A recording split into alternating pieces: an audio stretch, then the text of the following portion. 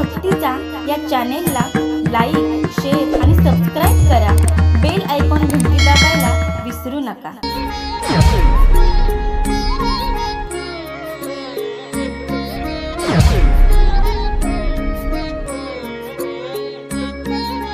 आज या म्हात्रे परिवारातून आई या जगातून या विश्वातून निघून गेली. जेव्हा आपले मायबाप या जगातून या विश्वातून निघून जातात ना, तेव्हा ते आपल्या घरी परत कधीच येऊ शकत नाही. कारण जेव्हा ते जातात तेव्हा ते कुठे गेलेले असतात? गेली दुरी दिगंतरा, पुन्हा येणे नाही घरी. विजला हो नंदा दीप, कशी जाऊ मी मंदिरी. लाडकी माझी आई, वाट पहा ती कैवारी. भोळी रखुमाई गेली, झाली उदास पंढरी. श्रद्धांजली देता थरथरे माझी काया. राहू दे रे माझी आई, मोक्षपदी देवराया. मायबाप गेल्यानंतर श्रद्धांजली वाहताना आपण देवाला म्हणतो, देवा माझ्या आईला माझ्या बापाला मोक्ष पदाला नाही, पण जिवंतपणी आपले मायबाप हे सगळ्यात महत्त्वाचं दैवत असतं. एकदा का आपली आई या जगातून या विश्वातून आपल्याला सोडून गेली ना, आई आई करीते आई कोणीच होईना. माझ्या आईची गसरशे जे नारीला येईना. आई आई करीते आई सुखाचा सागर, तिच्या कर्तृत्वाचा वृक्ष बहरला डेरेदार. आई आई करीते आई साखरेचा खडा, तोंडात घालते गोड झाल्या दात दाढा. आई म्हणायला किती गोड वाटतं. तोंडामध्ये साखरेचा खडा टाकावा ना, इतकं मायबापाचं नाव गोड असतं. पण तेच मायबाप एकदा का माणसाला सोडून गेलेला, माणसाला अन्न पाणी गोड लागत नाही.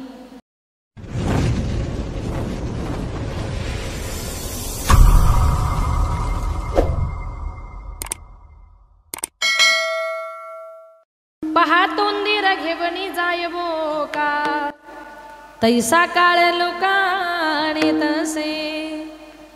खाटी एकाचे घरी अजा पुत्र पाहे, कसा याची गाय वाचे कैसी. पहा तोंदीर घेवणी जायबो का, तैसा काळ लोकाणे तसे. तुका म्हणे काही करा काढा काढी, जाती ऐसी घडी पुढाणे. पहा तोंदीर घेवणी जायबो का, तैसा काळ लोकाणे तसे. नमो विठ्ठला राजया पांडुरंगा, नमो रुक्मिणी मावली ज्ञान गंगा. नमो पुंडलिका, नमो चंद्रभागा. नमस्कार माझा रुक्मिणी पांडुरंगा, पंढरीच्या देवराया. पंढरीच्या देवराया, पंढरीच्या देवराया, पंढरीच्या देवराया. दंडवत तुझे पाया, दंडवत तुझे पाया. दंडवत तुझे पाया, दंडवत तुझे पाया, दंडवत तुझे पाया, दंडवत तुझे पाया. पंढरीचा देवराया, दंडवत तुझे पाया, दंडवत तुझे पाया, दंडवत तुझे पाया. पंढरीच्या देवराया, दंडवत तुझे पाया, दंडवत तुझे पाया, दंडवत तुझे पाया, तुझे पाया, तुझे पाया. अलंकापुरी रम्य सिंहासनस्थं पदं भोजते ज स्फुरदिक् प्रदेशं. विधीन्द्रादिदेवाय सदा स्तूयमानं, समाधिस्थमूर्तिं भजे ज्ञानदेवं. नमो ज्ञानेश्वरा, नमो ज्ञानेश्वरा, नमो ज्ञानेश्वरा, नमो ज्ञानेश्वरा.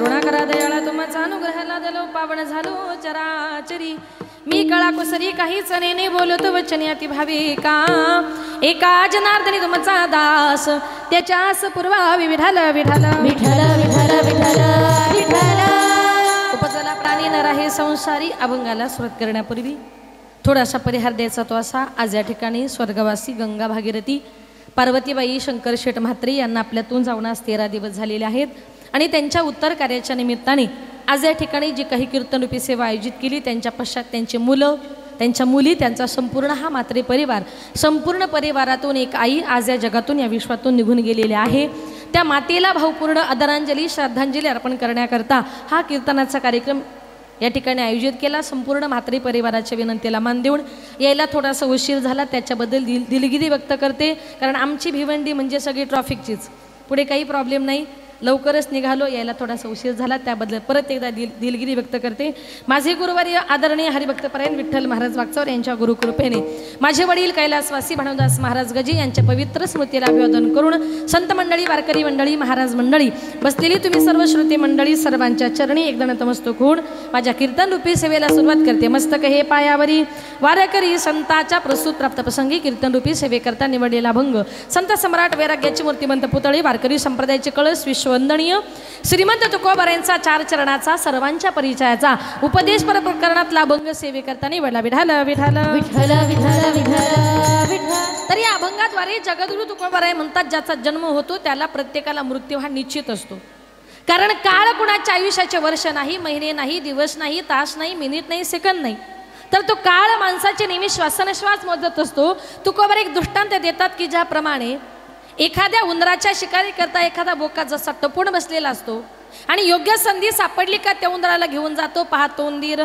घेऊन जाय बोका तैसा काळ लोका नेत असे नाही का त्या उंदराप्रमाणे तो काळ तुम्हाला मला प्रत्येकाला घेऊन जाणार आहे तुकोबारे अजून एक दृष्टांत देतात की ज्याप्रमाणे एखाद्या खाटकाच्या घरी असलेला बोकड किंवा कसायाच्या घरी दावणीला बनलेली गाय कसाई घर खाटिकताना कधी सोडणार नाही खाटिकाचे घरी अजापुत्र पाहे तसा यम देखील जीवाला कधी सोडणार नाही म्हणून जीवनातली गेलेली वेळ गेलेली घडी गेलेला क्षण कालचा दिवस आज येणार आहे का नाही म्हणून गेलेली वेळ परत येत नाही जोपर्यंत जिवंत आहे तोपर्यंत ईश्वराचं चिंतन करा विठाल विठाल विठ्ठल विठ्ठल विठ्ठल विठ्ठल तरी अभंगातून जगद्गुरु तुकोबाराय तुम्हाला मला सर्वसामान्य जनाला प्रत्येकाला एक उपदेश करतात आणि उपदेश करून तुकोबाराय म्हणतात जो प्राणी जो मनुष्य या संसारामध्ये जन्माला आला तो नर आहे संसारी तो या संसारात राहत नाही याला कारण का तर प्रत्येक मनुष्य जन्माला येतानाच त्याच्याबरोबर मरण जातस्य ध्रुवा मृत्यू आणि मरणाबरोबर पुन्हा एकदा जन्म ध्रुव जन्म मृत्यूशज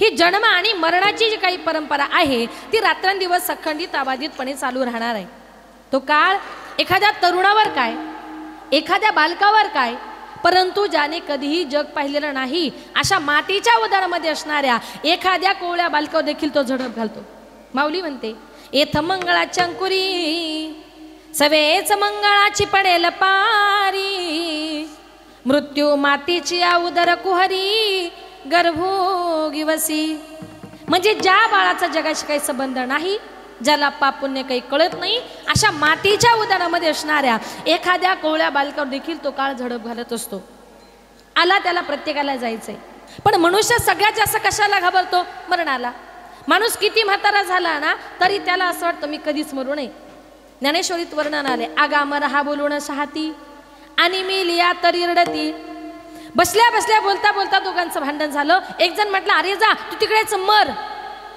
दुसरा म्हटलं काय रे तुम्हाला मर म्हणतो मी का तुझ्या बापाच्या घरी खातो म्हणजे मरणाची नुसती आठवण काढली तरी माणसाला दुःख होतं आणि एखादा माणूस मेला तरी आपण रडतो मग आपण आपल्या देहावर किती प्रेम करतो एका गावात एक मनुष्य त्याने विचार केला रात्रंदिवस कितीही संसार केला कितीही प्रपंच केला हातामध्ये काय पैसा राहत नाही त्यापेक्षा म्हटला जातो आणि एखाद्या ठिकाणी जीवच देतो बरं जीवही असा द्यायचा एका फटक्यातच माणसाचा जीव गेला पाहिजे त्याच्या लक्षात आलं की अरे आपल्या गावाच्या जवळून ट्रेन जाते ट्रेन आली तिच्या खाली जीव दिला की म्हटलं माणसाचा जीव जाणार तो मनुष्य संसाराला फार कंटाळा आला रागाच्या भरामध्ये सकाळी सकाळी उठला रागाने तो ट्रेन खाली जीव द्यायला चालला आता ट्रेन खाली जीव द्यायला चालला पण जाताना बरोबर तो जेवणाचा डब्बा घेऊन गेला लक्ष आहे ना तुमचं चालला कुठे जीव द्यायला.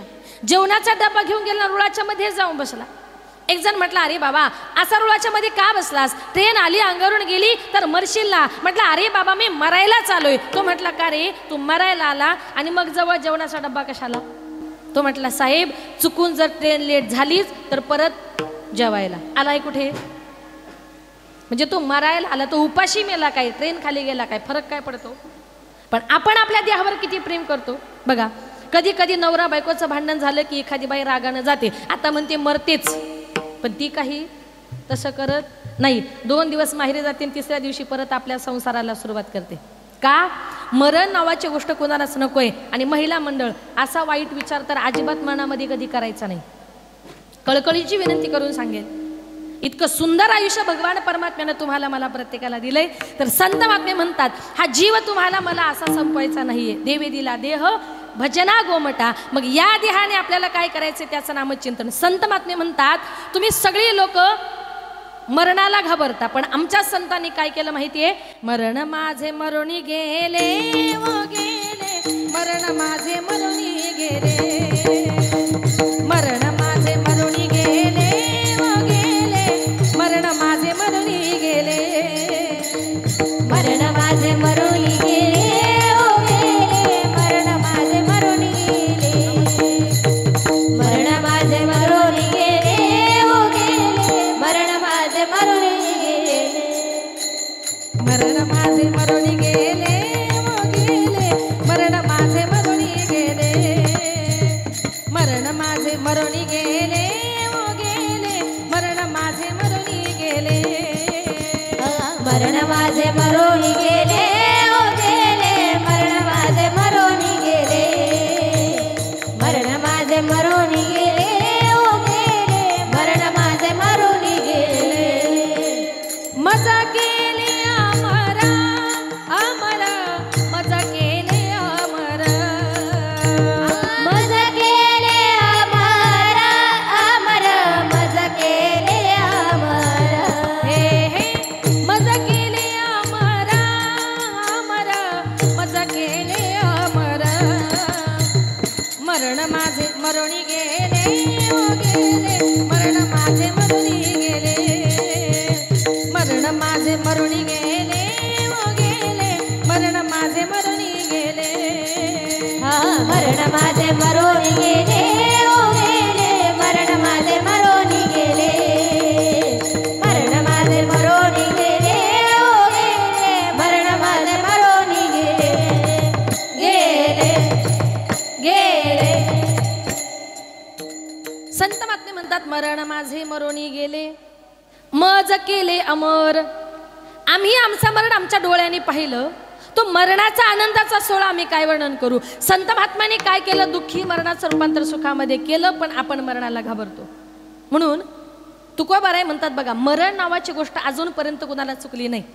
आपण एखाद्या माणसाला म्हणतो बघा, त्याला सांगितलं तिकडे जाऊ नको, तो गेला आणि तो तसाच गेला, याचा अर्थ काय? तो जात नसतो, तर तो काळ, तो यम त्या ठिकाणी त्याला त्या जागेवर बोलावून घेत असतो. कारण का? या जगात तुम्ही सगळ्या गोष्टी चुकवू शकता, पण मरण नावाची गोष्ट माणसाला कधी चुकवता येत नाही. एक सुंदर उदाहरण सांगते ऐका. एक दिवस चित्रगुप्ताने यमाला सांगितलं, यमा आताच्या आत्ता खाली मृत्यू लोकात जा आणि या 15च्या 15 लोकांना वर स्वर्गामध्ये घेऊन ये. आता यमाने चित्रगुप्ताची चिठ्ठी घेतली, यम खाली मृत्यू लोकात आला. खाली आल्यानंतर यमाच्या चिठ्ठीमध्ये पहिलं नाव होतं ते गण्याचं. गण्याचं म्हणजे काय? आपल्याकडे जर गणेश नाव असेल तर तुम्ही त्याला काय म्हणता? महिला मंडळ खरं बोला, काय म्हणता? गण्या. त्याचं नाव चांगलं गणेश होतं, पण गावातले लोक त्याला गण्या नावानं ओळखायचे. आता गण्या नावानं प्रसिद्ध असल्यामुळे यम प्रथम गण्याच्या घरी गेला. गण्या म्हटला, नमस्कार रामराम, तुम्ही कोण आहात? त्यानं सांगितलं, मी यम आहे. म्हटलं, माझ्या घरी का आलास? म्हटलं, तुला घ्यायला आलो. पण अरे माझ्याच घरी का आलास? त्यानं ती यादी दाखवली. हे बघ, चित्रगुप्तानं मला ही 15 लोकांची यादी दिली. यादीमध्ये पहिल्या नंबरला नाव तुझं आहे, म्हणून मी प्रथम तुझ्या घरी आलो. मग बाकीच्या लोकांना म्हटले 15 दिवसात न्यायचंय, 2-4 दिवसात न्यायचंय. गण्याने विचार केला की गावातल्या लोकांना 2-4 दिवसात न्यायचंय, पण पहिला नंबर तर आपलाच आहे. मग 2-4 दिवसामध्ये आपण आवडीचे पदार्थ खाऊन पिऊन घ्यावे, मग मरावं. गण्या हुशार होता. गण्या म्हटला, यमा तू स्वतःहून मला घ्यायला आलास ना, आता दुपारचा 1 वाजला. मला फार भूक लागली, तुलाही भूक लागली असेल, माझ्या बायकोला मस्तपैकी पाची पकडण्याचं भोजन बनवायला सांगतो आणि एकदा का जेवण झालं का तुम्हाला घेऊन जा. ये म्हटलं ठीक आहे. आता गण्याच्या बायकोने पाची पकडण्याचं भोजन बनवलं, स्वयंपाक तयार झाला, ताटं वाढण्यात आली. गण्याच्या बायकोने आवाज दिला, अहो जेवण तयार आहे. गण्या लगेच किचनमध्ये गेला आणि गण्यानं काय केलं माहितीये, यमाच्या जेवणाच्या ताटामध्ये गुंगीचं औषध टाकलं. आता इथं कुणी जर गण्या असेल तर त्याचं सांगत. आता गुंगीचं औषध टाकलं. आता गुंगीचं औषध टाकल्यानंतर दृष्टांतातलं यम बरं खरा नाही. गुंगीचं औषध टाकलं, ताटं वाढण्यात आली. गण्या आणि यम दोघं जण जेवण करायला बसले. आता यमाच्या जेवणामध्ये गुंगीचं औषध असल्यामुळे जेवल्या बरोबर यमाला गुंगी आली, जेवल्या जागीच यम झोपला. गण्याला वाटलं आता हा झोपला, 2-3 तास तरी काही उठणार नाही, आपल्याला आपलं मरण पुढे ढकलायचं आहे, आता हीच वेळ योग्य आहे. म्हणून गण्याने काय केलं, यमाच्या खिशातली चिठ्ठी गुपचूप काढली आणि त्या चिठ्ठीमध्ये 1 नंबरला जे गण्यानं होतं ना, त्या गण्या नावाची सगळी खाडाखोड केली आणि सगळ्यात 15 नंबरला नाव लिहिलं. गण्या काय केलं, 1 नंबरचं नाव खोडलं आणि 15 नंबरला नाव लिहिलं गण्या. कारण त्याला वाटलं यम मला सगळ्यांच्या शेवटी घेऊन जाईल. संध्याकाळी यमाची गुंगी उतरली. यम उठला. यम म्हटला, गण्या अरे मी तुझ्यावर फार खुश आहे. गण्या म्हटला, का रे यमा एवढा खुश कशाला झालास? यम म्हटला, हे बघ गण्या, मृत्यू लोकात अनेक वेळा आलो, अनेक लोकांच्या घरी गेलो, पण अजूनपर्यंत साधा मला कोणी चहा नाही पाजला रे. पण तुझ्या घरी आल्यानंतर मात्र पाची पकवाडण्याचं भोजन काय, वरून 2-3 तास आराम काय. म्हणून गण्या तुझ्यावर एवढा खुश आहे, एवढा खुश आहे. आणि मी तुझ्यावर खुश होऊन असं ठरवलंय गण्या, मी असं करतो, तुला नेण्याऐवजी यादीत ज्याचं शेवटी नाव आहे ना त्यालाच मी घेऊन जातो. शेवटी नाव कोणाचं होतं, लिहिलं कोणी, गण्याने. म्हणजे थोडक्यात काय, तुम्ही सगळ्या गोष्टी चुकू शकता पण मरण नावाची गोष्ट चुकवता येत नाही. याला कारण का, घडोघडी काळ वाट याची पाहे.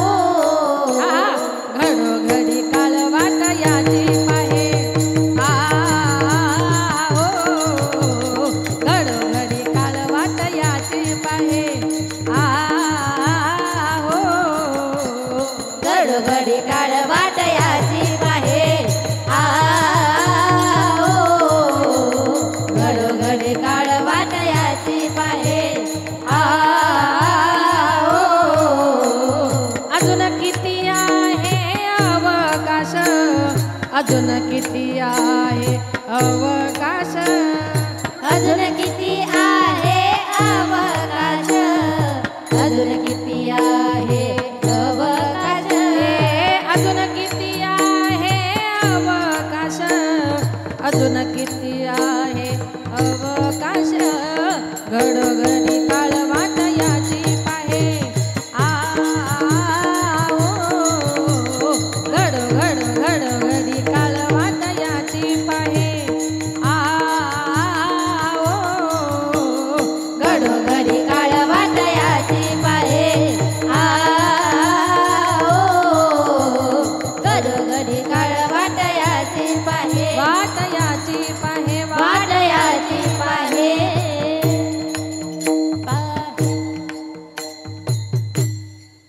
माझे नाथ बाबा म्हणतात, घडोघडी काळ वाट याची पाहे, अजून किती आहे अवकाश.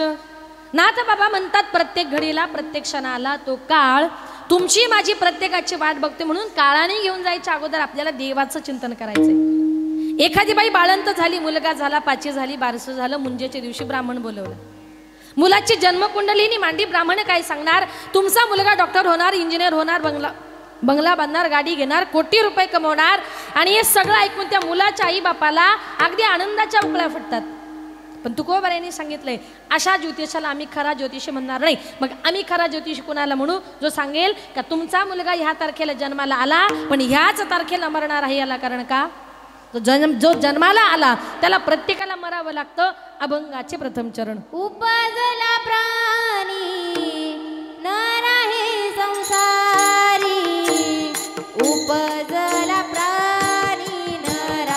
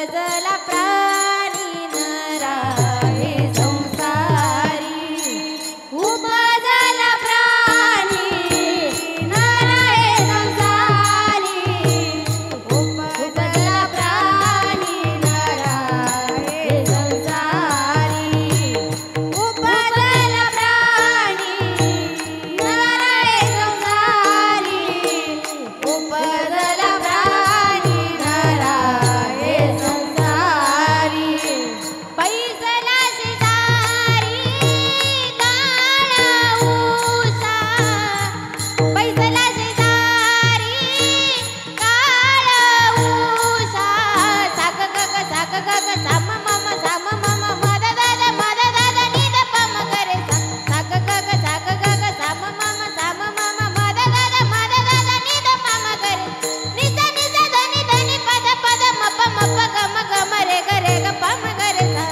निद निद धनी धनी पद पद मप गम गम रे ग पम करे सा पैसला शेजारी काळ उसा पैसला शेजारी काळ उसा पाहतो उंदीर घेऊन जाय बोका पाहतो उंदीर घेऊन जाय बोका पाहतो उंदीर घेऊन जाय बोका पाहतो उंदीर घेऊन जाय बोका बैसला शेजारी काळ उसा साम मम मद दादा निद पम करे निद निद धनी धनी पद पद मप गम गम रे ग पम करे सा निद निद धनी धनी पद पद मप गम गम रे ग पम करे सा बैसला शेजारी काळ उसा बैसला शेजारी काळ उसा पाहतो उंदीर घेऊन जाय बोका पाहतो उंदीर घेऊन जाय बोका पाहतो उंदीर घेऊन जाय बोका पाहतो उंदीर घेऊन जाय बोका उपजला प्राणी नरा हे संसारी पैसला शेजारी काळ उसा पैसला शेजारी काळ उसा उपजला प्राणी नरा हे संसारी पैसला शेजारी काळ उसा पैसला शेजारी काळ उसा उपजला प्राणी नरा हे संसारी बैसला शेजारी काळ उषा. तुकोबर आहे म्हणतात जो प्राणी जो मनुष्य या संसारात जन्माला आला तो या संसारात राहत नाही. याला कारण का बैसला शेजारी काळ उषा. उषाजवळ काळ बसलेला आहे. आता इथे जर कुणी उषा असेल तर तिने घाबरून जाऊ, कारण प्रत्येक कीर्तनात एक तरी उषा ती घाबरून जायची. बैसला शेजारी काळ उषा. गैरसमज करतात लोक. एका गावात कीर्तनाला गेले आणि अभंग घेतला होता. मी म्हटलं बैसला शेजारी काळ उषा. बघा जागर काल्याचं कीर्तन होतं, महिला मंडळ. रात्रीचं कीर्तन संपलं, त्यांच्या घरी झोपायला गेलो. त्या मावशींना म्हटलं मावशी उषाला काही आहे का असं म्हटल्यावर त्या मावशीनं जे तोंड झोडायला सुरुवात केली, काय सांगू ताई म्हटली 10 वर्ष झाली उषाच्या लग्नाला, अजून आम्हाला तिला काही होत नाही. जाता जाता काहीतरी आशीर्वाद द्या. म्हटलं तुमच्या उषाला होईल काहीतरी, आम्हाला झोपायचंही डोक्याखाली घ्यायला उशी आहे का. बैसला शेजारी काळ उषा. मरणाची परंपरा अखंडित आहे. मरणाची परंपरा आगादित आहे. मरणाच्या तडाख्यातून 9 भी मर गए 10 भी मर गई 88 33 कोटी देवता मर गई पड़े काल के फांसी हमका अजब तड़ाखा बे तू क्या जाने लड़का बे. कबीर महाराज म्हणतात 33 कोटी देवता मर गए. रामकृष्ण ही आले गेले. एका गावात कीर्तनाला गेले. त्या कीर्तनात असं सांगितलं या गावचे जेवढे काही लोक आहे ना, या गावचे सगळे एक दिवस मरणार आहे. मरणार म्हटल्याबरोबर गावातले सगळे लोक नाराज झाले. मध्येच एका बाईनं जोरात हसायला सुरुवात केली. मी तिला विचारलं का हो ताई, मी असं सांगितलं का या गावचे सगळे लोक मरणार आहे, असं म्हटल्यानंतर गावातले सगळे लोक नाराज झाले आणि तुम्ही एकट्याच का हसल्या. ती म्हटली ताई तुम्ही असं सांगितलं का या गावचे सगळे लोक मरणार आहे. बरं झालं म्हटली मी या गावचे नाही, मी शेजारच्या गावचे आहे. तुम्ही कुठल्याही गावचे असू द्या, त्या ठिकाणी तो काळ येणार आहे आणि तुम्हाला मला प्रत्येकाला घेऊन जाणार आहे. काळाची एवढी पडेल बा जेव्हा सोडविना तेव्हा माय बापा. तुकोबर आहे म्हणतात तुमच्या माझ्या प्रत्येकाच्या जीवनामध्ये कर्म नावाची गोष्ट बंधनकारक आहे. ज्याप्रमाणे कर्म केलंय ना त्याप्रमाणे ज्याचं त्याचं कर्म हे ज्याला त्याला भोगावं लागतं. सगळ्यांना अभंग माहिती आहे. कर्म देता झाले, प्रयत्न करता काही न चाले, चौघे पुत्र दशरथा, मृत्यू समयी एकही नव्हता. दशरथ राजाच्या पोटी 4 देव जन्माला आले, राम लक्ष्मण भरत शत्रुघ्न. पण मरते समयी बापाला पाणी पाजायला त्याचा एकही मुलगा शिल्लक राहिला नव्हता. त्याचं कर्म कुठलं प्रत्येकानं ऐका. ज्या वेळेला दशरथ राजा जंगलामध्ये शिकार करण्याकरता गेला होता, दुपारची वेळ झाली, पोटामध्ये अन्न पाण्याचा कण नव्हता. दशरथ राजा कंटाळला. त्यानं ठरवलं समोर पाण्याचा तलाव आहे, दुपारच्या वेळेला तिथे कुणीतरी प्राणी पाणी पिण्याकरता येणार आणि पाण्याचा आवाज झाला का त्या दिशेने आपण बाण मारायचं. म्हणून दशरथ राजा धनुष्यावर बाण लावून बसलेला असताना त्याच वेळेला श्रावण बाळ आपल्या आंधळ्या आईबापाला घेऊन काशी यात्रेला चालला होता. उन्हाळ्याचे दिवस होते. आईबापांनी सांगितलं, बाळा खूप तहान लागली रे, जंगलातून कुठून तरी पिण्याकरता पाणी घेऊन ये. म्हणून श्रावण बाळानं आपल्या आंधळ्या माईबापाची कावड एका झाडाखाली ठेवली. तो पाणी आणण्याकरता गेल्याबरोबर त्यानं लांबूनच कमंडलू पाण्यामध्ये बुडवला. शास्त्र असं सांगतो, खास करून महिलांकरता सांगते, महिलांनी ऐका. कुठल्याही पाहुण्या माणसाला पाणी देताना आपल्या बोटाचं जे काही नख आहे त्या नखाचा स्पर्श पाण्याला होता कामा. आपल्या नखात जेवढी घाण असते, जेवढं विष असतं, तेवढं कशातच नाही. तहानलेल्या माणसाला पाणी पाजलं बोट बुडून तर समोरच्या माणसाला विष पाजल्याचं पाप लागतं. म्हणून पाणी देताना जरा जपून. त्याने लांबूनच कमंडलू पाण्यात बुडवला. पाण्याचा बुडबुड असा आवाज झाला. दशरथाला वाटलं नक्कीच कोणीतरी प्राणी पाणी पिण्याकरता आला. त्याने पुढचा मागचा विचार न करता बाण मारला आणि तोच बाण श्रावण बाळाच्या छातीत जाऊन लागला. आई बापाला तहान लागली, बाळ गेला पाण्याला. आई बापाला तहान लागली, बाळ गेला पाण्याला. दशरथाने बाण मारिला श्रावण बाळाला. दशरथाने बाण मारिला श्रावण बाळाला. बाण मारल्याबरोबर तो श्रावण बाळाच्या छातीत जाऊन लागला. श्रावण बाळ विभळला, खाली पडला. सर आला तो दावूनी आला काळ, विभळला श्रावण बाळ. हाई गे अर्थ फोडोनी हाक, तो पडला जाऊन झोक. सर आला तो धावून आला काळ, विभळला श्रावण बाळ. श्रावण बाळ विभळला, खाली पडला. त्याच्या लक्षात आलं की अरे, माझ्या हातून कुठल्या तरी प्राण्याची शिकार नव्हता, माणसाची शिकार झाली. पळत गेला, त्याला उचलला. त्याला सांगितलं, तू कोण आहेस? त्याने मी सांगितलं, मी श्रावण बाळ आहे. तू? मी दशरथ राजा आहे. त्यानं सांगितलं, दशरथा, माझे मायबाप आंधळे आहेत, त्यांचा मी एकुलता एक मुलगा आहे, त्यांना घेऊन मी काशी यात्रेला चाललो होतो. पण दशरथा, तुम्हाला बाण मारलास, माझे प्राण घेतलेस, आता मी मरणार आहे. पण मरते समय माझी एकच इच्छा पूर्ण कर, माझ्या तहानलेल्या आंधळ्या मायबापाला पाणी नेऊन दे. एवढंच वाक्य बोलला आणि आई बाबा करत करत श्रावण बाळाने आपला प्राण सोडला. एकुलता एक मुलगा होता, पण आई बापाच्या साठी राहिला का? आई बापाला शेवटचं पाणी द्यायला राहिला का? आई बापाच्या अगोदरच मुलगा गेला. श्रावण बाळाचा प्राण गेल्यानंतर दशरथानं तो पाण्याचा कमंडलू भरला. श्रावण बाळाच्या आई बापाकडे गेला. त्यांनी हलकेच अंदाज घेतला, समोरून कुणीतरी येतंय. सांगितलं, बाळा, अरे 2-3 तासापासून आम्ही तुझी वाट बघतोय रे, आमचे प्राण तहानेने व्याकुळ झालेत. बाळा, आमचा राग आला का? आमच्यावर रागव, काहीतरी बोल, पण आमच्या समोर असा गप्प उभा राहू नको. आणि तेव्हा श्रावण बाळ म्हणतोय, आई दशरथ राजा म्हणतोय, आई बाबा, मी श्रावण बाळ नाही, मी दशरथ राजा आहे. आमचा बाळ कुठं गेला? त्यानं सांगितलं, चुकून माझ्या हातून बाण लागला आणि तुमचा मुलगा गतप्राण झाला. स्वतःचा एकुलता एक मुलगा गेल्याची बातमी जर मायबापाच्या कानावर आली तर आई बापाची काय अवस्था होत असेल. श्रावण बाळाच्या माईबापानं हंबरडा फोडला. सांगितलं, दशरथा, अरे आमचा एकुलता एक मुलगा, त्याच्या जीवावर आम्ही या जगामध्ये जगत होतो, त्याच्या जीवावर आम्ही या जगामध्ये फिरत होतो. आता आमचा मुलगाच गेला, आमचा जगून फायदा तरी काय? आमच्या मुलाच्या पाठीमागे आम्ही सुद्धा मरणार आहोत. पण दशरथा, मरते समय तुला एकच सांगू, ज्याप्रमाणे आम्ही पुत्रवियोगाने मरणार आहोत, त्याप्रमाणे तू सुद्धा पुत्रवियोगानेच मरशील, असा त्याला शाप दिला. आणि आई बापाने सुद्धा दशरथ राजाच्या समोर श्रावण बाळ करत करत आपला प्राण सोडला. आज एका दशरथ राजाच्यामुळे तिघांचे प्राण गेले होते, आई बाप आणि श्रावण बाळ. त्याचा शाप लागला आणि तेच कर्म पुढे कामाला आलं. आता ऐका, ज्या वेळेला श्रावण बाळाचा ज्या वेळेला दशरथ राजाचा मृत्यू झाला ना, त्यावेळेला राम आणि लक्ष्मण दोघे जण वनवासाला गेले होते. भरत आणि शत्रुघ्न दोघे जण मामाच्या घरी होते. बाप पाणी पाणी करत होता. एका सुमंत प्रधानानं पाणी पाजलं, पण 4 मुलांपैकी एकही मुलगा शेवटचा बापाला पाणी पाजायला राहिला नव्हता. 4 पुत्र दशरथा, पण मृत्यू समयी एकही नव्हता. याला कारण का? त्याचं कर्म. कर्म नावाची गोष्ट देवाच्या बापाला सुद्धा चुकली नाही, म्हणून कर्मे श्रीराम वनवासा गेला.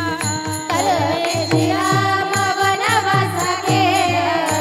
कर्मे दशरथ वियोगे मेला. कर्मे दशरथ वियोगे मेला. कर्मे रावण क्षय पावला. कर्मे रावण क्षय पावला. वियोग घडा पर्यसी गभारा सादर. पर्यसी गभारा सादर. वियोग घडला सीता देवी. पर्यसी गभारा सादर. पर्यसी गभारा सादर. कर्मे श्रीराम वनवासा गेला. आवाज ना आवाज. दशरथ वियोगे मेला. कर्मे रावण क्षय पावला. वियोग घडला सीता देवी. कर्मे श्रीराम वनवासा गेला. कर्मे दशरथ वियोगे मेला. कर्मे रावण क्षय पावला. वियोग घडला सीता देवी. सीता देवी. सीता देवी. कर्मे श्रीराम वनवासा गेला. कर्मे दशरथ वियोगे मेला. कर्मे रावण क्षय पावला. वियोग घडला सीता देवी. देवाला कर्म चुकलं नाही, देवाच्या बापाला कर्म चुकलं नाही, देवाच्या बायकोलाही चुकलं नाही. तुम्ही आम्ही तर सर्वसामान्य माणसं आहोत, म्हणून ज्याप्रमाणे कर्म केले त्याप्रमाणे ज्याचं त्याचं कर्म हे ज्याला त्याला भोगावं लागतं. मग संत महात्मे म्हणतात, ज्या कलियुगामध्ये तुमचा माझा प्रत्येकाचा जन्म झालाय, कली पापाचीच मूर्ती नाम खग घेऊन हाती. हे कलियुग म्हणजे पापाची मूर्ती आहे, आणि या कलियुगामध्ये आपला उद्धार फक्त भगवान परमात्म्याच्या नामचिंतनानेच होऊ शकतो. भगवान परमात्म्या चिंतनाशिवाय तुमचा माझा कुणाचाही उद्धार होऊ शकत नाही. मग संत महात्मे तुम्हाला मला प्रत्येकाला भगवान परमात्म्याचं नामचिंतन करण्याचा आग्रह करतात का? तर संत महात्मे म्हणतात, आम्ही तुम्हाला म्हणतोय हरिपाठाला जा, कीर्तनाला जा, गळ्यामध्ये माळा घाला, आळंदीला जा, पंढरपूरला जा. एवढी विनंती कशा करता करतोय हो? आणि एवढंही सांगून जर तुम्ही आमचं ऐकत नसाल तर हे जरी नाही काल मग दुसरा येईल. हे जरी नाही काल, हे जरी नाही काल मग दुसरा येईल. हे जरी नाही काल. सरते शेवटी बा काळ बांधून नेईल. सरते शेवटी बा. सरत शेवटी बा काळ बांधून नेईल. सरत शेवटी बा. एका जनार्दनी आमचे काय बा जाईल. एका जनार्दनी आमचे काय बा जाईल. पिंगळा पिंगळा पिंगळा पिंगळा पिंगळा महाद्वारी बोले बोलत देखा. पिंगळा महाद्वारी, पिंगळा महाद्वारी बोले बोलत देखा. पिंगळा महाद्वारी. पिंगळा मारवाडी बोल बोलत देखा. पिंगळा मारवाडी. पिंगळा मारवाडी बोल बोलत देखा. पिंगळा मारवाडी. प्रत्येकाने टाळी वाजवा. बसलेल्या प्रत्येकाने टाळी वाजवा. या मनुष्य देहाचं सार्थक करून घ्या. घोळ घोळा वाजते टाळ, धन धन नादर साळ. घोळा वाजती टाळ, धन धन नादर साळ. घोळ घोळा वाजते टाळ, धन धन नादर साळ. घोळा वाजती टाळ, धन धन नादर साळ. हे निर्गुण निराकार दादा माहूर माझे गाव. निर्गुण निराकार दादा माहूर माझे गाव. शकून शकून शकून शकून शकून सांगावया आलय माई माझे नाव. शकून सांगावया आलय माई माझे नाव. शकून सांगावया आलय माई माझं नाव. शकून सांगावया आलय माई माझं नाव. अहम वाक्या सोहम वाक्या प्रेम नगरावारी. सावध होनी भजनी लागा देव करा कैवारी. माझ्या मल्हारीची वारी, मल्हारीची वारी. माझ्या मल्हारीची वारी मल्हारीची वारी मल्हारीची वारी मल्हारीची वारी मल्हारीची वारी मल्हारीची वारी करुणी उचित हो करुणी उचित प्रेम घाली हृदयात दान मागायाच आलो दान मागायाच दान मागायाच आलो दान मागायाच दान मागायाच आलो दान मागायाच दान मागायाच आलो दान मागायाच या शेजारणीनं या शेजारणीनं या शेजारणीनं बरं नाही केलं ग बया मला पंढरीला नेलं ग बया मला पंढरीला नेलं ग बया या शेजारणीनं या शेजारणीनं बरं नाही केलं ग बया मला पंढरीला नेलं ग बया मला पंढरीला नेलं ग बया मला पंढरीला नेलं ग आहा पिंगळा महाद्वारी बोले बोलत देखा पिंगळा महाद्वारी पिंगळा मालवारी बोले बोलत देखा पिंगळा मालवारी पिंगळा पिंगळा पिंगळा पिंगळा पिंगळा पिंगळा पिंगळा पिंगळा पिंगळा पिंगळा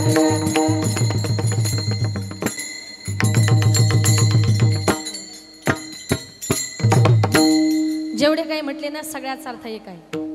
नाथ बाबा म्हणतात आम्ही तुम्हाला म्हणतोय हरिपाठाला जा, कीर्तनाला जा, भजनाला जा, गळ्यामध्ये तुळशीच्या माळा घाला. एवढंही सांगून जर तुम्ही आमचं ऐकत नसाल तर हे जरी नाही काल मग दुसरा येईल सरते शेवटी बा, काळ बांधून नेईल एका जनार्दनी, आमचे काय बा जाईल पिंगळा पिंगळा पिंगळा पिंगळा पिंगळा महाद्वारी, बोले बोलत देखा पिंगळा महाद्वारी.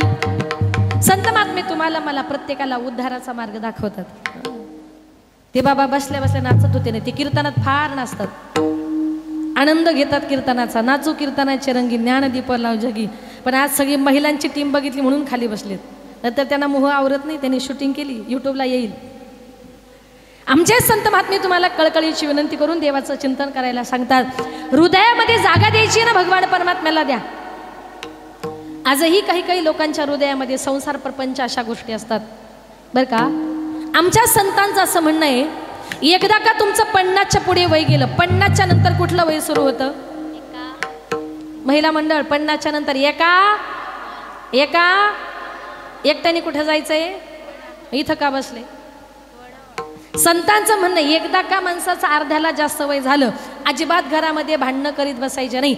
आजही काही काही लोकांची परिस्थिती अशी आहे, 70-75 वर्षाचं वय होतं पण सासूबाई सासरा काही कपाटाच्या चाव्या सोडायला तयार होत नाही. मग मुलं आणि सुना हिसकावून घेतल्याशिवाय राहत नाही, मग घरामध्ये भांडणं होतात. मी म्हणते अजिबात घरामध्ये भांडण करीत बसायचं. एकदा का अर्ध्याला जास्त वय झालं का उलट तुम्ही चाव्या सुनबाईच्या हातात द्यायच्या, मुलाच्या हातात द्यायच्या. बाबा एवढ्या वर्ष संसार केला, एवढ्या वर्ष प्रपंच केला, आता इथून पुढे मी चालले आळंदी, पंढरपूर, त्र्यंबकेश्वर, हरिपाठ, कीर्तन, भजन. आता हा संसार मला करायचा नाही. अजिबात घरामध्ये भांडणं करीत बसायचे नाही. मग तुम्ही सांगाल वारीवरून आल्यानंतर मग काय करायचं? नातवंड सांभाळायची का?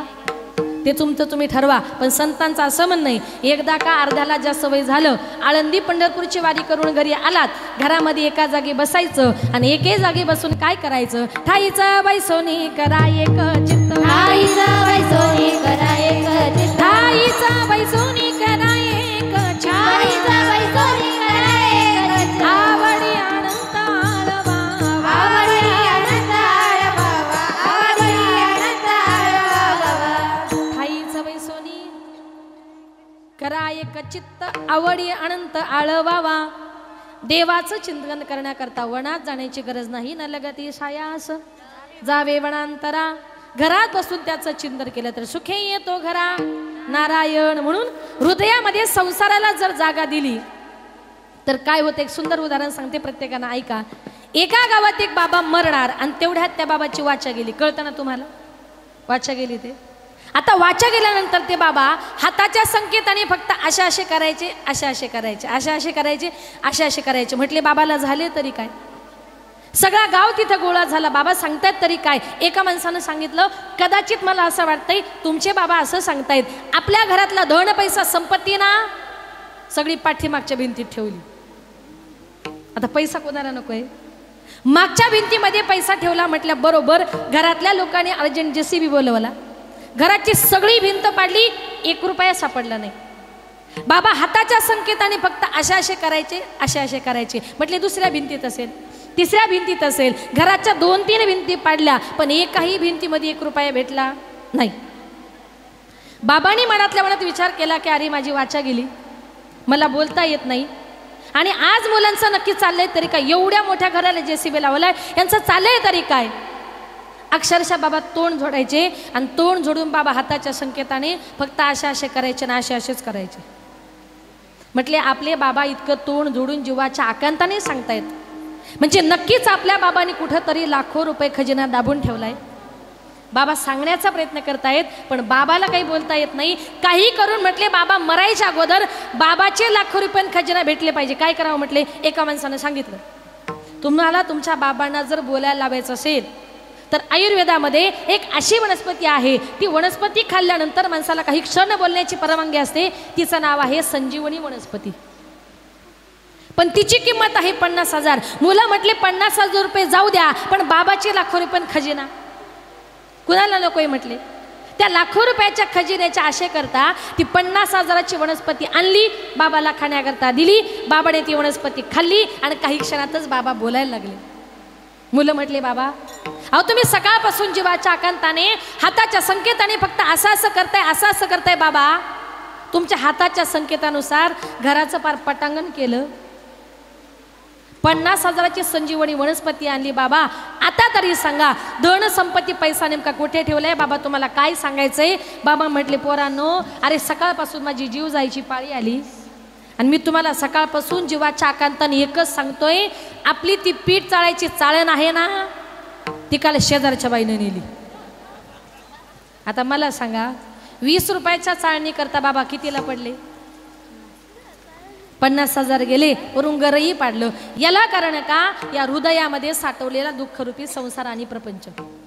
तुकोबराय म्हणतात त्या संसाराला, त्या प्रपंचाला तुम्ही कितीही जरी हृदयामध्ये स्थान दिलं, हा संसार कसा आहे. एरती माई गे दुःखाची जनिती,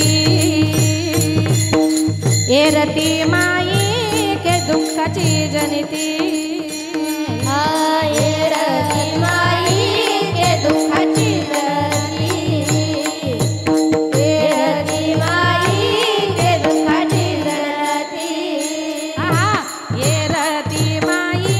के दुःखाची जनिती, रती माई के दुःखाची जनिती,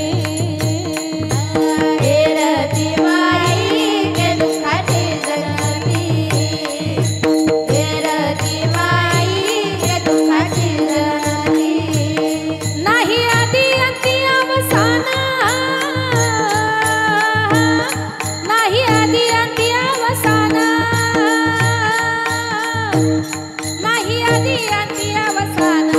नाही आदी अंती अवसान, ये रती माई के दुःखाची जनिती, ये रती माई के दुःखाची जनिती. नाही आधी आधी अवसान,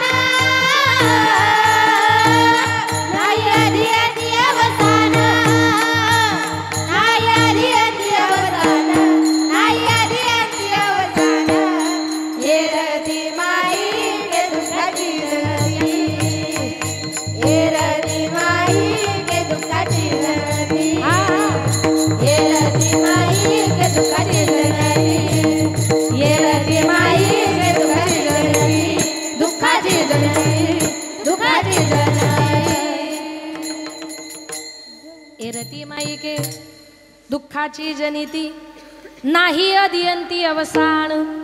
तुकोबराय म्हणतात हा दुःखरूपी संसार, आपण ज्या संसारावर प्रेम करतोय ना, हा दुःखरूपी संसार आपल्या जन्माच्या अगोदरही आपल्या बरोबर न होता आणि आपण मेल्यानंतर सुद्धा आपल्या बरोबर येणार नाही. आपल्या बरोबर येणार आहे ते भगवान परमात्म्याचं नामचिंतन. म्हणून तुकोबराय म्हणतात आम्ही तुम्हाला देवाचं चिंतन करा, अशी घाई कशा करता करतोय. कारण का तर तो काळ तुमच्या माझ्या प्रत्येकाच्या शिरावर एका बोक्यासारखा टपून बसलाय. अभंगाचे दुसरे चरण. पाहतो उंदीर घेऊन जाय बोका, पाहतो उंदीर घेऊन जाय बोका,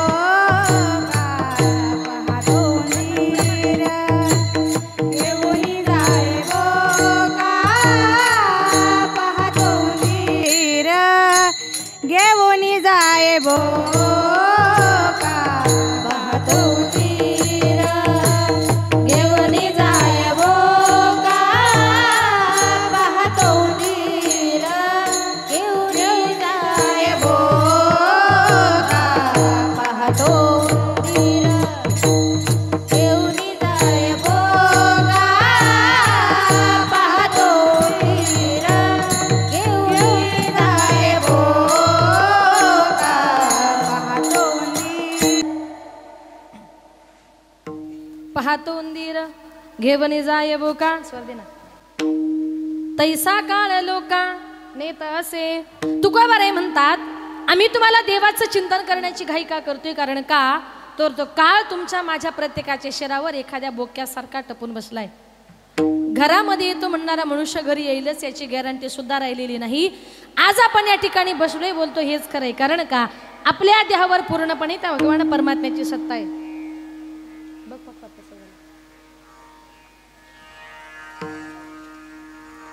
आपल्या देहावर पूर्णपणे त्या भगवान परमात्म्याची सत्ता आहे. चाले हे शरीर कुणाची असते कोण बोलविते हरिवीन.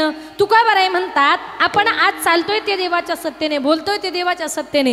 हाताने चांगलं वाईट काम करून घेणारा भगवान परमात्मा. एखाद्या वेळेला माणसाने एखादं काम कमी करा पण तयाचे भजन चुकू नये. त्या देवाचं भजन पूजन करणं मात्र माणसाने जीवनामध्ये कधी चुकवायचं नाही, कारण ज्या संसारामध्ये आपला जन्म झालाय हा संसार मुळातच दुःखाचा आहे. या संसारामध्ये सुख नावाची गोष्ट जर आपण बघायला गेलो, सुख पाहता जवा पाडे दुःख पर्वता एवढे. सुख अगदी जवासारखा लहान आहे पण दुःख मात्र पर्वता एवढा मोठा आहे. आणि अशा या दुःखरूपी संसारामध्ये आपला जन्म झालाय. आता हा संसार किती दुःखाचा आहे प्रत्येकानं ऐका, आणि या संसारामध्ये सुख किती आहे ते ऐका. एका गावात एक मनुष्य जंगलामध्ये फिरण्याकरता गेला होता. घनदाट जंगलामध्ये गेली असताना तेवढ्यात त्या जंगलामध्ये त्या माणसाची आणि त्या वाघाची नजरानजर झाली. आता त्या वाघाने माणसाला बघितल्याबरोबर तो वाघ त्या मनुष्याच्या पाठीमागे पळू लागला. त्या मनुष्याने आपला जीव वाचवण्याकरता तो मनुष्य 120च्या स्पीडला पळू लागला.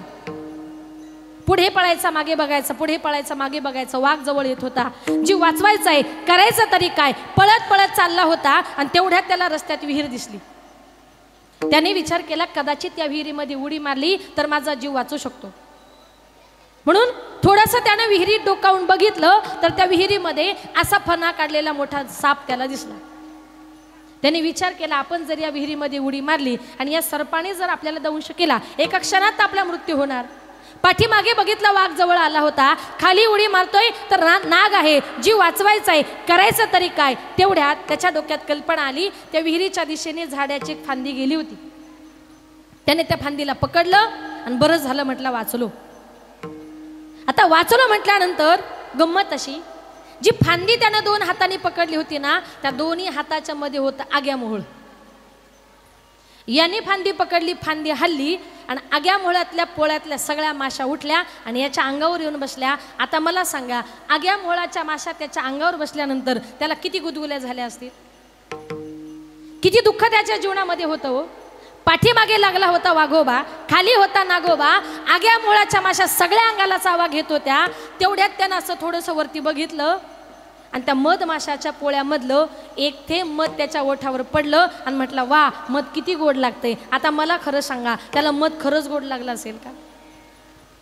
ही त्याची नाही, हे आपलं उदाहरण सांगितलं. इथे बसलेल्या प्रत्येकाची अवस्था आज त्याच्यासारखी झाली की या संसारामध्ये बघा कुठे सुख नाहीये. त्याच्याप्रमाणे सगळ्या बाजूने दुःख आहे, पण त्याच्या ओठावर जेवढं एक थेंब मधाचा पडला ना तेवढं सुख या जीवनामध्ये आहे. बाकी सुख नाही. बाकी सुख आहे ते फक्त भगवान परमात्म्याचं नामचिंतन करण्यामध्ये. म्हणून आमचे संत महात्मे अगदी कळकळीनं तुम्हाला मला त्याचं नामचिंतन करण्याचा आग्रह करताय का, तर भगवान परमात्मा म्हणतात या जगात जेवढी माणसं आहे ममे वंश जीवलोके जीवभूता सनातनहा मना षष्टानी इंद्रियानी प्रकृतीम स्थानिम कर्षती. भगवान परमात्मा म्हणतात या जगातली सगळी माणसं म्हणजे माझेच अंश आहेत. म्हणून मग आमचे संत महात्मे जर तुम्हाला देवाचं चिंतन करण्याचा आग्रह करतायत, बघा संत महात्मे म्हणतात अजिबात हा देह त्याचं भजन करण्याकरता दिलाय ना, वाईट मार्गाने हा देह तुम्हाला मला खर्च करायचा नाहीये. आजही काही काही लोक दारू पितात, बियर पितात, वेगवेगळ्या मार्गाने आपलं आयुष्य खर्च करतात, पण हा देह दिलाय त्याचं भजन करण्याकरता, दारू पिण्याकरता नाही. दारुड्या माणसाला नातेवाईक सांगून कंटाळतात, घरची माणसं सांगून कंटाळतात, पण तू कुणाचं ऐकत नाही. आणि जी लोक कुणाचं ऐकत नाही ना शेवटी तुमच्या नशिबात पश्चातापाशिवाय दुसरं काही शिल्लक राहत नाही. एक सुंदर उदाहरण सांगते ऐका. एका गावात एक मनुष्य रात्रंदिवस दारू प्यायचा. बायकोकडे लक्ष नाही, मुलांकडे लक्ष नाही. त्याची बायको कंटाळली, आपल्या बापाकडे गेली, सांगितलं बाबा काय नवरा बघून दिला हो, 2 वेळेचं अन्न खायला मिळत नाही. लहान लहान मुलं आहेत त्यांना पहिलं दूध मिळत नाही, त्या मुलांची तब्येत होणार कशी. बापानं सांगितलं मुली दिल्या घरी सुखी राहा. तू म्हणते ना मुलांना दूध मिळत नाही, हवं तर मी तुझ्या मुलांकरता मला एका प्रश्नाचं उत्तर द्या, तुम्हाला बकरी कळते का शेळी? दोन्ही कळताना तिच्या बापाने तिला बकरी दिली, बाई एवढी घरी नाही, मुलांना दुधाला कामी. त्या बाईने ती बकरी घरी आणली, नवऱ्याने पाहिली, नवरा म्हटला बापरे एवढी मोठी बकरी देते का ग पार्टीला? बघा दारुड्याचं लक्ष. म्हणजे स्वतः काही करत नाही पण माहेरून आलेले देखील ते बायकोला सुखानं खाऊ देत नाही. तिला माहिती होतं माझा नवरा खातो पितो म्हणजे एक दिवस माझी बकरी चोरीला जाणार. मग ती बाई बकरी बांधताना अशी बांधायची का बेडरूमच्या खिडकीतून रात्रभर ती फक्त त्या बकरीलाच बघायची. त्याने विचार केला, म्हटला रात्रभर बायको बकरीवर नजर ठेवते, हिची बकरी चोरायची पण कशी? म्हटलं अमावस्येच्या रात्री अंधाराचा फायदा घ्यायचा आणि बायकोची बकरी चोरायची. म्हटलं आता अमावस्येच्या रात्री 2-2:30च्या सुमारास गोठ्यामध्ये गेला, घेतलेलीच होती, अमावस्या होती, फुल नशेमध्ये होता. गडबडीत त्याने ती बकरी घेतली, नेली, तिची पार्टी बिर्टी केली. सकाळी उठला, स्नान संध्या केली आणि गोठ्यामध्ये फेरफटका मारायला गेला. बघतो तर काय, त्या गोठ्यामध्ये बकरी तशीच. बायकोला म्हटलं काय ग, गोठ्यामध्ये बकरी तशीच कशी काय? बायको म्हटली अहो त्या बकरीचं मरू द्या, पण रात्री 2 वाजता गोठ्यातून तुम्ही आपलं काळं कुत्र कुठं घेऊन गेले होते? कुत्र्याचीच पार्टी केली ना. याला कारण का, म्हणजे आयुष्यभर तुम्ही वाईटच जर वागलात. तुकडोजी महाराज म्हणतात इतका सुंदर नरदेह दिलाय पण तुम्ही त्या नरदेहाचं काय करून बसला? तो क्या किया क्या किया क्या किया रे,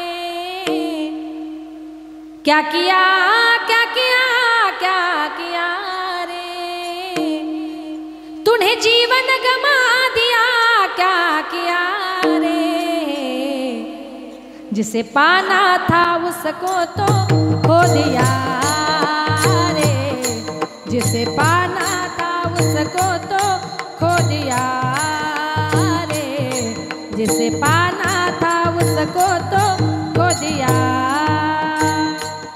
क्या किया क्या किया क्या किया रे, क्या किया क्या किया क्या किया रे, तूने जीवन गमा दिया, तूने जीवन गमा दिया क्या किया रे, जिसे पाना था उसको तो खो दिया रे, जिसे पाना था उसको तो खो दिया रे.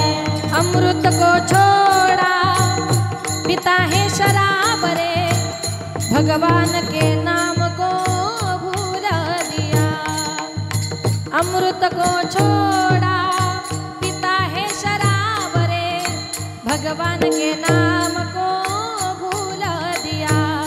क्या किया क्या किया क्या किया रे, क्या किया क्या किया क्या किया रे, जिसे पाना था उसको तो खो दिया रे, जिसे पाना था उसको तो खो दिया, जिसे पाना था उसको तो खो दिया रे, जिसे पाना था उसको तो खो दिया, खो दिया. इतका सुंदर नरदेह दिलाय. भगवंताचं नाम चिंतन करा. शेवटी जाताना एक सांगेल की जीवनामध्ये एक शेवटचे 10 मिनिटं घेते. जीवनामध्ये आपले मायबाप हे सगळ्यात महत्त्वाचं दैवत आहे. आज या म्हात्रे परिवारातून आई या जगातून या विश्वातून निघून गेली. जेव्हा आपले मायबाप या जगातून या विश्वातून निघून जातात ना, तेव्हा ते आपल्या घरी परत कधीच येऊ शकत नाही. कारण जेव्हा ते जातात तेव्हा ते कुठे गेलेले असतात? गेली दुरी दिगंतरा, पुन्हा येणे नाही घरी. विजला हो नंदादीप, कशी जाऊ मी मंदिरी. लाडकी माझी आई, वाट पहा ती कैवारी. भोळी रखुमाई गेली, झाली उदास पंढरी. श्रद्धांजली देता थरथरे माझी काया.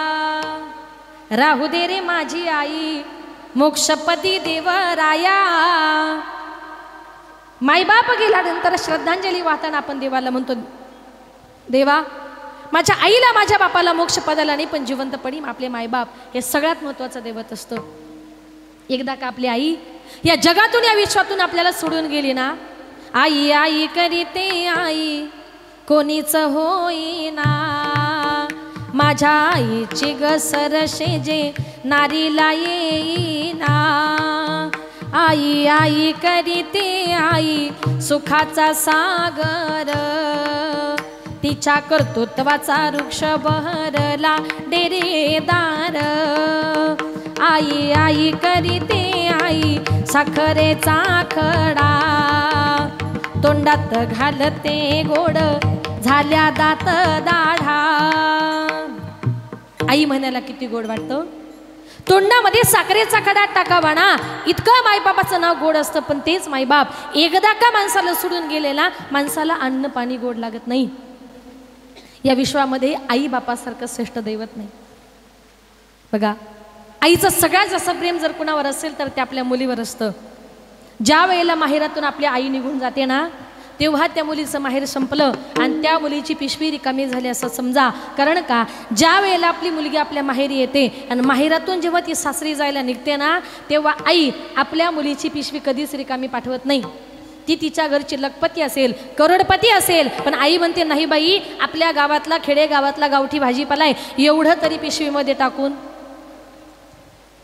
आई गेली की माहेर संपलं. म्हणून आईचं आपल्या मुलीवर फार प्रेम असतं. असं एकही घर नाही का त्या घरात आईचं आणि मुलीचं भांडण होत नाही. माय लेकीचं भांडण दया दुधाची उकळी, लेक धरते अबोलाई मनाची मोकळी. दोघींचं भांडण झालं, मुलीला आईविषयी राग येतो. मुलींवर संस्कार करता करता आपल्या मुली लहानाच्या मोठ्या कधी होतात हे माईबापाला सुद्धा कळत नाही. अचानक मुलगी लग्न करून परघरी निघून जाते आणि मुलगी निघून गेल्यानंतर त्या घरात आईला आपल्या मुलीशिवाय करमत नाही. मग आपल्या आईची आठवण म्हणून ती मुलगी आई आपल्या मुलीची आठवण म्हणून काय करत असते, लेक जाते सासरला आई लाग करमेना, शारविल्या भिंतीवर काढल्या ग मैना, लेक जाते सासरला मागे मागे फिरू पाही, बोलती आई माझी लाडाची लेक जाई, लेक जाते सासरला माय लेकी पडे गळा, कस कोरड्यानं दिला पाणी येत खळा खळा. एखाद्या आईची मुलगी जायला निघाल्यानंतर आईला रड असं सांगावं लागत नाही. म्हणून आज जी आई ज्या परिवारातून निघून गेली, त्याच्या मुलांना मुलींना दुःख देऊन या जगातून निघून गेली, ती आई म्हणजे कशी आहे, आई माझी मायेचा सागर हो, दिला तिने जीवनाकार, आई माझी मायेचा सागर हो, दिला तिने जीवनाकार. आई वडील माझे थोर काय सांगू त्यांचे उपकार, जीवनाच्या वाटेवरती किती असतो त्यांचा धार, आई माझी मायेचा सागर हो, दिला तिने जीवनाकार. तळपत्या उन्हात त्या रखरख त्या रानात, राहिली समाजासाठी तू ग कष्टाच्या घामात, कधी मिळेल मुठभर घास, कधी घडे तिला उपवास, ओल्या मातीतून चालताना तुडविले काट्याचे फास, आई माझी मायेचा सागर हो, दिला तिने जीवनाकार. नभीची चांदणी तू ग चंद्राची कोर, शीतल तुझी छाया मला हवी जीवनभर, नभीची चांदणी तू ग चंद्राची कोर, शीतल तुझी छाया मला हवी जीवनभर. तुझ्या शीतल छायेमधी उभं आयुष्य जगेन आई देवा पाशी मी ग आई तुलाच ग मागेन आई माझी मायेचा सागर हो दिला तिने जीवनाकार जीवनाकार जीवनाकार। अशा प्रकारे एक आज आई या जगातून या विश्वातून निघून गेली। आज कैलासवासी गंगा भागीरथी पार्वतीबाई शंकरशेठ म्हात्रे या मातेला आपल्यातून जाऊन आज 13 दिवस झालेले आहेत आणि त्यांच्या या 13व्या विधीच्या निमित्ताने उत्तर कार्याच्या निमित्ताने आज या ठिकाणी जी काही कीर्तनरूपी सेवा आयोजित केली त्यांच्या पश्चामध्ये त्यांचे मुलं आहेत आदरणीय श्री परशुराम भाऊ शंकरराव म्हात्रे, श्रीराम भाऊ शंकर म्हात्रे, बळीराम भाऊ शंकर म्हात्रे, मुले आहेत सौभाग्यवती भाग्यश्रीताई अंकुश पाटील, सौ चंद्रकलाताई महेंद्र पाटील, त्यांचे नातू, त्यांच्या नाती आणि त्यांचा संपूर्ण हा म्हात्रे परिवार। या म्हात्रे परिवाराच्या वतीनं शंकरशेठ म्हात्रे बाबांचं नाव तर या समाजामध्ये या परिसरामध्ये खूप मोठे, आपल्या ठाणे जिल्ह्यामध्ये त्यांचं नाव खूप मोठं आहे। पण आपले पती गेल्यानंतर सुद्धा त्या मातेनं आपल्या मुलांचा, आपल्या संपूर्ण परिवाराचा चांगला सांभाळ केला। चांगले खायचे प्यायचे दिवस आले, भगवान परमात्मा त्यांना घेऊन गेला। त्यांच्या संपूर्ण परिवाराला धार्मिक कार्याची, कीर्तनाची, भजनाची, सगळ्या धार्मिक कार्याची त्यांना आवड आहे आणि अशीच ही चांगली माता आज या जगातून या विश्वातून निघून गेली। माझ्या वतीने, माझ्या संपूर्ण महाराष्ट्र वारकरी संप्रदायाच्या वतीने पार्वती आईंना भावपूर्ण आदरांजली, श्रद्धांजली या ठिकाणी अर्पण